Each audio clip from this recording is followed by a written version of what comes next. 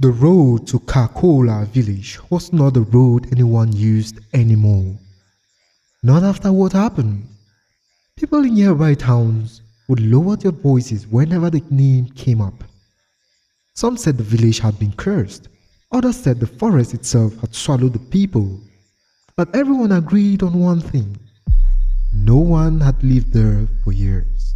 Except one person, and that was the problem. It started when Pastor Daniel arrived. He was a traveling preacher, the kind who believed that darkness only existed where people were too afraid to face it. When he heard the stories about Kakolo, he laughed them off. Fear? He told the people at the market in the nearby town. Fear is the devil's favorite weapon. An old woman selling roasted corn looked up at him slowly. Then the devil must live in Kakolo, she said. Pastor Daniel smiled. Then I will go there. The old woman did not smile back. The walk to Kakolo took him almost 2 hours through thick forest. By the time Daniel reached the clearing, the sun was already low. The village looked wrong, not destroyed, just abandoned. Clay houses stood intact.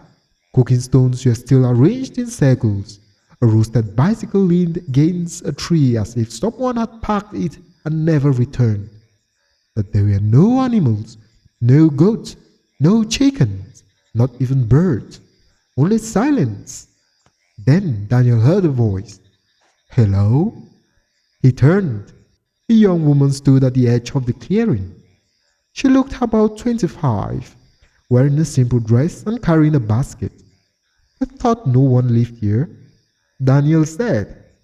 The woman gave a small smile. I live here. Live here alone? Yes. Where is everyone else? Her smile faded slightly. They left. Daniel stepped closer. Why? The woman hesitated. Then she said quietly, they were afraid. Her name was Maria. She offered Pastor Daniel water and showed him a small hut where he could rest for the night. As darkness fell, Daniel tried asking more questions, but Maria always gave short answers. The villagers left suddenly. No one talks about it. It was a long time ago. Finally, Daniel said, people in the town say something evil happened here. Maria looked at the fire. People say many things. The wind moved through the trees outside, making a long whispering sound. Then Daniel heard something, a faint noise. Like someone walking, he looked toward the door. Did you hear that? Maria didn't look up. Hear what? Footsteps. There is no one else here, but Daniel was sure he had heard it. That night, he could not sleep. The village felt washed. Around midnight, Daniel heard it again. Footsteps, slow crunching over dry leaves. He sat up.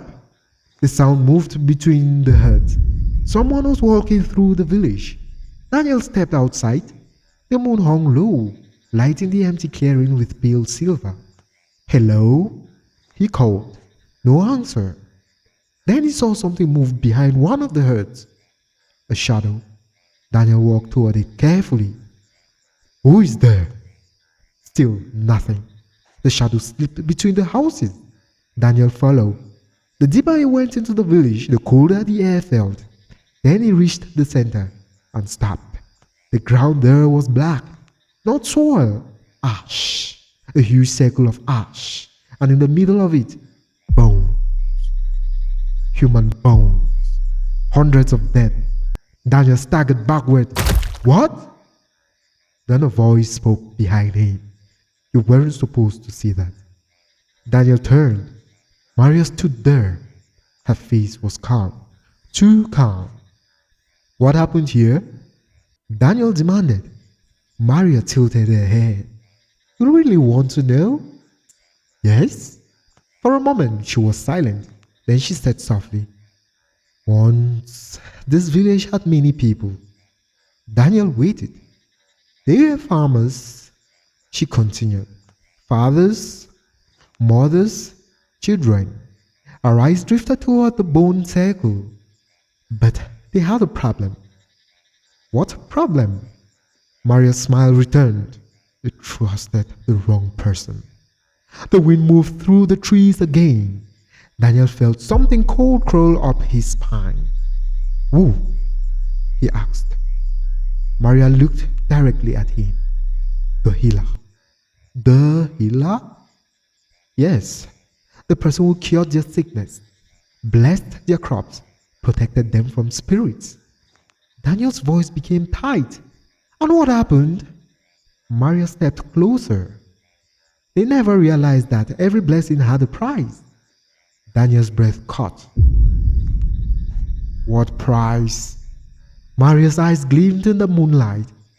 Alive. Daniel felt the ground shift beneath him. You mean sacrifices? Maria nodded slowly. At first they were small. Animals, goats, chickens. But Bar grows hungry. The wind suddenly stopped. And one night, she whispered, the healer decided the village itself would be the final offering.